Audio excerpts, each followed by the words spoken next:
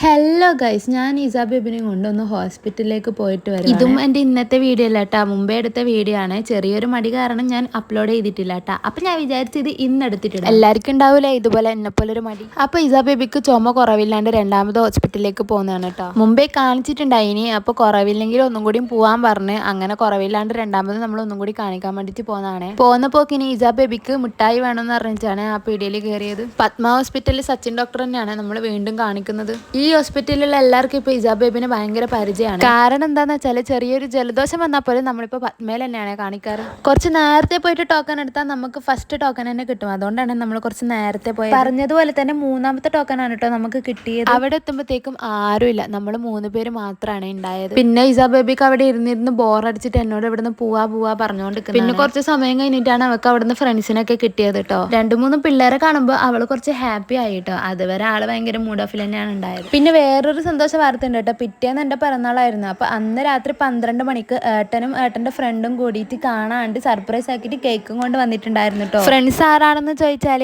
എപ്പോഴും നമ്മളെ കൂടെ ഉണ്ടാവുന്ന ആ 2 ഏട്ടന്മാർ തന്നെയാണ് കേട്ടോ. കൂർക്കം വലിച്ചുറങ്ങുന്ന എന്നെ വിളിച്ചിട്ടാണ് കേട്ടോ നമ്മൾ അങ്ങനെ കേക്കെല്ലാം കട്ട് ചെയ്ത്. അങ്ങനെ കേക്കെല്ലാം കട്ട് ചെയ്തിട്ട് നമ്മൾ പിന്നെ കിടക്കാൻ വേണ്ടിയിട്ട് 1 മണിയെല്ലാം ആയിന് കേട്ടോ. അപ്പോൾ എൻ്റെ ഇന്നത്തെ വീഡിയോ ഇത്രയേ ഉള്ളൂ. ഇനി അടുത്ത വീഡിയോ വരുന്നത് വരെ ബായ്.